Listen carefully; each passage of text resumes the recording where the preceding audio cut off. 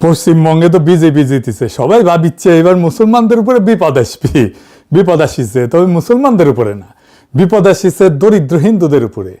বেচারারা গরু পাইলে কোরবানির টাইমে বিক্রি করবে মুসলমানদের কাছে, এখন মুসলমানরা কিনতেছে না গরু, কে বিপদে পড়তে চায়? গরুই যে দিতে হবে কোরবানি তা তো না, অন্য পশু কোরবানি দিবে। এখন হিন্দু গরু খামারিদের মাথাত হাত শুরু হয়ে গেছে কান্নাকাটি। এডিটর সাহেব দেখান কিছু ক্লিপ। তো আমাদের মরা ছাড়া কোনো লাইন নেই, আমাদের প্রচুর টাকা দেনা আছে, আত্মহত্যার পথে আমাদের যেতে হবে। খাটালে কম বেশি 10-20 লাখ টাকার এক একজনের কাছে গরু আছে, আমাদের 8 লাখ 10 লাখ, কারো যে যেমন বড় ব্যবসা করে তার তেমন দেনা আছে। এই কুরবানিতে গরু যদি না বিক্রি করতে পারি তাহলে আমরা তো পুরো নিঃস্ব হয়ে যাব। প্রত্যেক সরকারকে বলবো এইভাবে না মেরে আমাদের হাতে বিষ তুলে দেখ, আমরা বিষ খাই। হিন্দুদের এইভাবে বাঁচানো যায় না দাদা ভাই, এইভাবে একদম টোটালি বাঁচা। শুভেন্দু অধিকারী মহাশয় ভুল করছেন, নির্দিষ্ট সালে যেমন কুরবানির প্রথা চলছিল সেই প্রথা চালু করে। আমার ঋণ আছে 9 লাখ টাকা, ঋণের বোঝা শুভেন্দু অধিকারীকে নিতে হবে, নাহলে আমার স্বামী সুইসাইড করবে বলছে, সন্তান অনাথ হবে, কিভাবে চালাবো? আমি তো মেয়ে মানুষ, আমার কি বাইরে যাওয়ার ক্ষমতা আছে? আমি কি ইনকাম করবো? নির্দিষ্ট সময় দেওয়া হোক মানুষকে। দেখেছেন এইরকম ক্লিপ আপনি অসংখ্য দেখবেন ফেসবুকে, ইউটিউবে। আরো কয়েকটা দেখান এডিটর সাহেব। বাবা আমি বলতেই পারছি না, আমার গরুগুলো বিক্রি হোক, আমার ছেলেটা যাতে বেঁচে থাকে সেই চেষ্টা করো। গরু যদি বিক্রি না হয় আমার ছেলে মরে যাবে, কথা বেরোয় না। আমি কি বলবো, আমি মনে আনতে পারছি না। ওরা আমার এক প্যাকেট বিষ কিনে দেয়, আমি বিষ খাই, আমার ওষুধ নেই, আমি সকাল থেকে ওষুধ খেতে পারি। এই গরুগুলো 3 দিন খাওয়া দিতে পারছি না, এই মুহূর্তে গরুগুলো মরবে এবং আমরা মরবো, আমাদের পরিবার মরবে। দড়ি নিয়ে ঘুরছেন কেন? ঘোড়ায় দড়ি দেওয়া ছাড়া আমাদের বিকল্প কোনো রাস্তা নেই। কুরবানি না করতে বলে মুসলমানরা জব্দ হয়ে যাবে, আপনার কি মনে হয়? জব্দ আমরাই হচ্ছি, আমাদের মরা ছাড়া কোনো উপায় নেই। শুধু আমি মরবো না, আমার সঙ্গে আমার পরিবার মরবে। 1.5 লাখ টাকা দেনা আছে এই গরুর উপরে, কিন্তু আমরা কি করব? আমরা শিক্ষিত ছেলে, সরকার একটা চাকরি দিতে পারছে না, কিন্তু আমাদের পেটে লাথি মারছে সরকার। সরকার যদি না দেনার দায় নেয় তাহলে আমাদের গলায় দড়ি দিতে হবে, বিষ খেতে হবে বা আত্মহত্যা করতে হবে। যেরকম সারদায় হয়েছে, কত লোক মারা গিয়েছে, তাহলে এও তো সেরকম পরিস্থিতি পড়ে গেছে। গরু বিক্রি না হলে আমাদের না খেয়ে মরতে হবে। আমরা কি করব? নবান্ন নিয়ে যেতে হবে, তাহলে সেখানে গিয়ে সামনেই বেঁধে দেবো আমরা। তো হিন্দু লোক আমরা তো সরকারি আমরা খুবই খুশি, খুবই আনন্দিত, কিন্তু হঠাৎ আমাদের পেটে লাথি বললে আমরা কোথায় যাব? গরু যদি আমরা ছেড়ে দিই সেটাও তো একটা লোকের ক্ষতি করবে, সে তো আমার সে দায়ী করবে। আজ যদি আমি একটা গরু ছেড়ে দিই আমার টাকা চলে যাবে, আমার জীবন চলে যাবে, কিন্তু ওই যদি গরুটা গিয়ে যদি 10টা লোকের ক্ষতি করে তার দায় কে নেবে? সরকার দায়িত্ব নিয়ে বলুক, গরু বাছুরগুলো আমরা নিয়ে নেবো, ন্যায্য মূল্যে নিয়ে নেবো, আমরা মুসলিমদের কাছে বেচবো না, তারা নিয়ে তারা কি করবে তারা বুঝুক। ব্যবসা না করতে দিলে তো আমরা মরে যাবো, তাহলে আমরা কি খাবো সারা বছর? যে যার মরতে হবে, এছাড়াও পথ নেই। আমাদের নিজেদের খাওয়া হবে না, গরুগুলো কোত্থেকে বসিয়ে খাওয়া দেবো, গরুটা কি করে রাখবো? তা আমরা তো মারা পড়ে যাবো। আমি গরিব মানুষ, আমার সময়তে একটা বেচতে হবে, সেটাকে হাক পাবো না, কেউ আসবে না সেখানে। সেখানে যদি না পাই আমি আর কি করবো, কোথায় যাবো? আমি মেয়ের তো বিয়ে দিতে গেলে আমার তো সম্মান একটা লাগবে, এখানে পয়সার দরকার, অসুখ বিসুখ হলে সেখানে একটা বাথরুম বেচতে হবে, একটা পাবো না। আমি এটা যদি না পাই তাহলে আমি কি করি? আমরা এখন হতভাগা, সরকারের আইনে আমাদের এ সংসার চলবে না। দেখেছেন এরা কিন্তু বিজেপিকে ভোট দিছে, নিজেরাই করছে বিজেপিকে ভোট দিছি। আমরা ভোট দিয়ে এনেছি সরকারকে এবং আশা ছিল ভুল, সেটা তো সরকার যা সিদ্ধান্ত নিয়েছে আমাদের তো মানে রাস্তায় বসে দিয়েছে, আমাদের কথা না ভেবেই এমন সিদ্ধান্ত নিয়েছে। যদি অন্তত একটা বছরের জন্য যদি ছাড় দিয়ে যদি কোনো আইনের মাধ্যমে আসতো যে পরের বছর আমরা নামতাম না, কিন্তু আমাদের ঠিক মানে বেচা কেনার সময়টাই বন্ধ হয়ে গিয়েছে। ভোট দিয়া নিজেরাই ধরা। দেখেছেন, ধরেন এখন কেউ কইলো যে আমি এটা খামু না, খাওয়া দাওয়া তো রুচির ব্যাপার, ছোটবেলা থেকে গরু না খাইয়ে থাকলে তো হুট করে কেউ খাইতে পারবে না, কিন্তু আমি কাউরে খাইতে দেব না এটা কি বলতে পারি? আর একজন খাইতেছে, তুমি তো খাইতেছো না। বিজেপি কি সারা দুনিয়া গরু খাওয়া বন্ধ করতে পারবে? বন্ধ করবে কি? সে তো সারা দুনিয়া এক্সপোর্ট করে, থার্ড হইছে ওই এক্সপোর্টে সারা দুনিয়া। মামা আমি থার্ড হইছি, কিন্তু নিজের দেশে মুসলমানদের খাইতে দেবে না। কেমন যাওয়া দেখেন, কেমন বন্যামি। যাই হোক, এই যে গো হত্যা নিয়ে বিজেপি ধর্মযুদ্ধ শুরু করলো, এটার ধর্মীয় কোনো শক্ত বিধান কি হিন্দু ধর্মে আছে? গরু হত্যা বা গো হত্যা কি হিন্দু ধর্মে অপরাধ? আসেন এটা একটু বুঝে দেখি। হিন্দুদের ধর্মগ্রন্থ কিন্তু দুইটা, পবিত্র ধর্মগ্রন্থ দুইটা, বেদ আর উপনিষদ, কোরআন আর হাদিসের মতো আর কি। বেদে গরুকে বলা হয়েছে অজ্ঞা, মানে যাকে হত্যা করা উচিত না। কিন্তু আপনি যদি বেদ আরো গভীরভাবে পাঠ করেন, বিশেষভাবে ঋগ্বেদ আর সংস্কৃত যদি জানেন ভালোভাবে, তাহলে দেখবেন কেস করে খারাপ। দেখবেন এই বিজেপির মূর্খতা কিছুই বুঝে নাই। আসলে হিন্দু ধর্মে গোহত্যা নিয়ে কি বলা আছে আমরা গভীরে যায় দেখবো, মজা আছে কলে। এই বিষয়টা আলাপ করার আগে একটা ইতিহাস আমাদের জানতে হবে, না হলে বিষয়টা বোঝা যাবে না গভীরে যায়। গল্পের মতো কইরা বলবো, বোরিং লাগবে না, অনেক নতুন জিনিস শিখতে পারবেন। আমাদের অঞ্চলে সবচেয়ে প্রাচীন সভ্যতা ছিল সিন্ধু সভ্যতা। পাকিস্তানের সিন্ধু উপত্যকায় এই সভ্যতার জন্ম। হিন্দু নামটা কিন্তু আসছে এই সিন্ধু থেকেই, মানে ইরানিরা সিন্ধুকে হিন্দু বলতো, ইরানিরাই নাম দিছে হিন্দু। পারস্যরা, সংস্কৃতে অনেক শব্দ যা দন্তস্ব দিয়ে শুরু, তাদের উচ্চারণ হ হইতো আর কি পার্সিয়ানে। যেমন সপ্তাহ, এটা আসছে সংস্কৃত থেকে, সপ্ত অহ বা 7 দিন, অহ মানে দিন, অহর্নিশ শুনছেন না, এটা সংস্কৃত মানে দিন রাত্রি। পার্সিয়ান ভাষায় সপ্তাহ হইতেছে হপ্তা, আমরা হপ্তাহ ইউজ করি, কিন্তু হিন্দুরা অসুর বলে না, অসুর ওই যে দুর্গা, মা দুর্গার সাথে থাকে অসুর, সেটা পারস্যে বলে আহুর। আহুর মাজদা পার্সিয়ানদের দেবতা ছিল, প্রাচীন পার্সিয়ানদের। যাই হোক, এই সিন্ধু সভ্যতা সম্পদের প্রাচুর্যে ভরা ছিল। দারুণ নগর, পানি ব্যবস্থাপনা, সেচ, বাঁধ, ড্রেন, এইসব দিয়ে একদম আধুনিক নগরের প্রতিচ্ছবি ছিল। সিন্ধু উপত্যকায় ছিল 7টা নদী, আমাদের পূর্বপুরুষেরা বলতো সপ্ত সিন্ধু। সপ্ত সিন্ধুর অঞ্চল ছিল কাশ্মীর, পাঞ্জাব, সিন্ধু, আফগানিস্তানের কিছু এলাকা। এই সপ্ত সিন্ধুর নাম ছিল সিন্ধু, বিতস্তা, সেনাব, রাবি, বিয়াস, সতলেজ আর সরস্বতী। হইল 7টা। আচ্ছা, এই নদীগুলো এতই বেগবতী ছিল যে প্রাচীন মানুষের কাছে ছিল সাগরের মতো। আমরা এই 7 সাগরের ওপারে জগৎকে আলাদা জগৎ বলে মনে করতাম। একটা গান আছে না, শুনেছেন না, ওই যে আমি 7 সাগরের ওপার হতে তোমায় দেখেছি, আর মন ভ্রমর আর কাজল পাখায় ছবি এঁকেছি। বারো গান আছে তো, আমি 7 সাগর পাড়ি দিয়ে কেন সৈকতে পড়ে আছি। তো ওইখানে ওই সিন্ধুর কৃষিতে ছিল আধুনিক সেচ ব্যবস্থা, এই জন্য প্রচুর বাদ দেওয়া হয়েছিল নদীতে, তার শাখাতে। একদিন সেই সভ্যতা ধ্বংস হয়ে গেল। কেন ধ্বংস হয়েছিল জানেন? বাঁধের পর বাদ দিয়া নদীগুলোর গতিপথ পরিবর্তন করার ফলে পরিবেশের বিপর্যয় হয়েছিল। বারে বারে ভয়াবহ বন্যা হয়ে ধ্বংস করে দিল এই সভ্যতা। প্রকৃতির প্রতিশোধ এমনই নির্মম আর নির্দয় হয়, বুঝিছাও? তো এই বন্যা যখন চলতে থাকে তখন সিন্ধুর শাসকদের বিরুদ্ধে বিদ্রোহ হয়।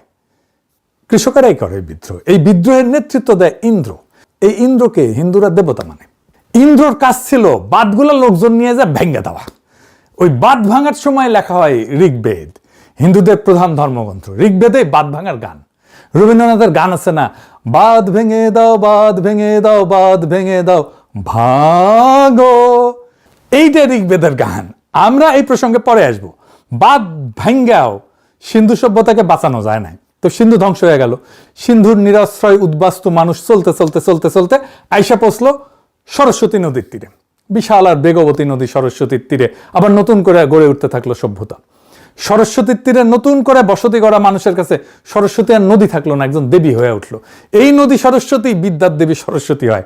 আজকার ওইদিকে না যাই, যাই হোক, কিন্তু একদিন এই সরস্বতীও শুকায় যায়, হারায় গেল জলস্রোত।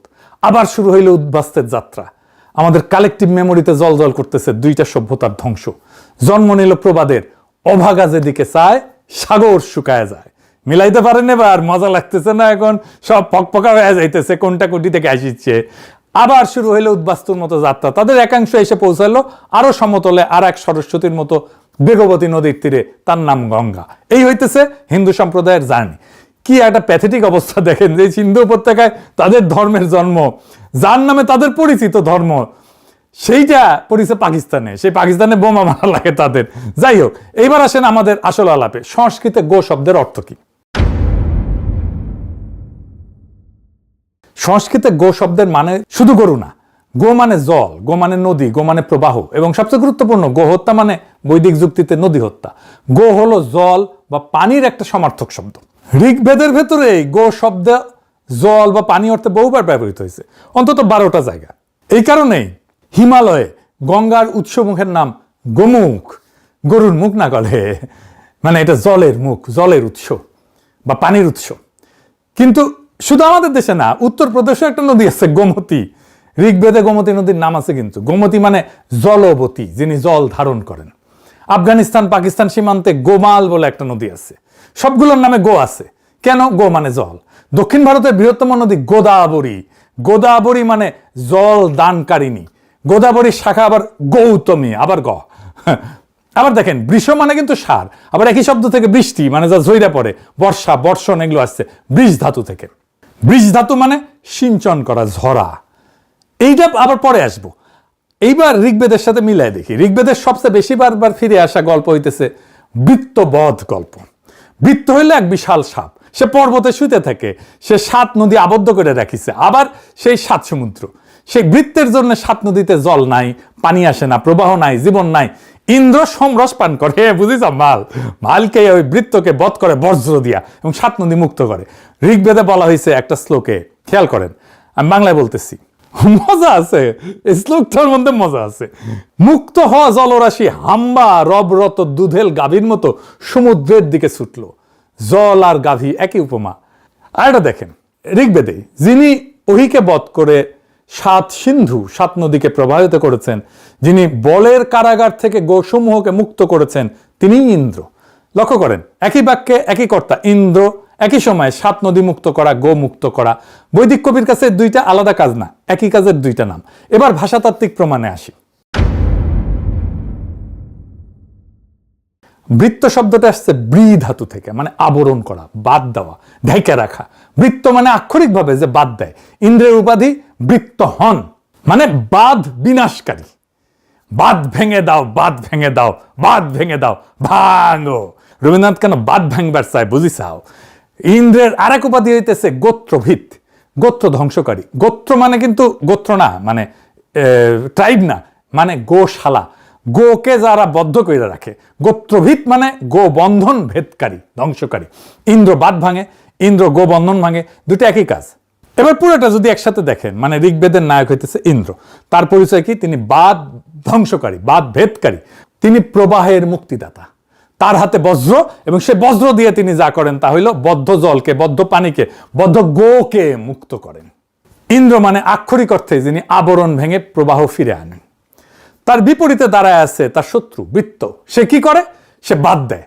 বৃত্ত নদী আটকে রাখে পর্বতে, প্রবাহকে বন্ধ করে। যা স্বাভাবিকভাবে চলমান তাকে স্থির করে দেয়। সে বৈদিক ধর্মের শত্রু। 2 পক্ষের মাঝখানে আছে গো। ইন্দ্র আর বৃত্ত, মাঝখানে গো। গো শুধু একটা প্রাণী না, গো হইল সেই সব কিছু যা প্রবাহিত। পানি প্রবাহিত, জল প্রবাহিত, তাই জল গো। নদী প্রবাহিত, তাই নদী গো। দুধ প্রবাহিত, তাই দুধ গো। অমৃত প্রবাহিত, তাই অমৃত গো। বাণী প্রবাহিত, তাই বাণীও গো। আলো প্রবাহিত, তাই কিরণও গো। বৈদিক চিন্তায় গো কোনো বস্তুর নাম না, গো হলো প্রবাহ, শক্তির সাধারণ নাম। এবার বৈদিক নাটকের মূল দ্বন্দ্বটা পরিষ্কার হয়েছে। একদিকে বৃত্ত গোকে বন্দী করে, অর্থাৎ প্রবাহকে বন্ধ করে। অন্যদিকে ইন্দ্র বৃত্তকে বধ কইরা গোকে মুক্ত করে, অর্থাৎ প্রবাহকে ফিরায় আনে। গো মুক্তি মানে বাদ ধ্বংস করা, বাদ ভেদ করা। গো মুক্তি মানে নদীর মুক্তি। গো মুক্তি মানে জীবনের পুনরুদ্ধার। এর উল্টা দিকটাও ঠিক তেমনি স্পষ্ট। গোবন্ধন মানে বাদ নির্মাণ। গোবন্ধন মানে নদী হত্যা।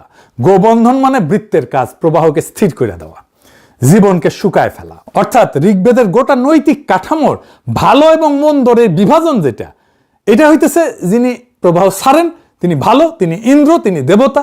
যে প্রবাহ আটকায় সে খারাপ, সে বৃত্ত, তারে ধ্বংস করতে হবে। যিনি গো মুক্ত করেন তিনি নায়ক, আর যিনি গো বন্দি করে সে ভিলেন। এই কাঠামোর বাইরে বৈদিক ধর্মে আর কোনো কেন্দ্রীয় দ্বন্দ্ব নাই। মোদি যদি হিন্দুই হইতো তাহলে তোর তো ফারাক্কাবাদ ভেঙে দেওয়া উচিত।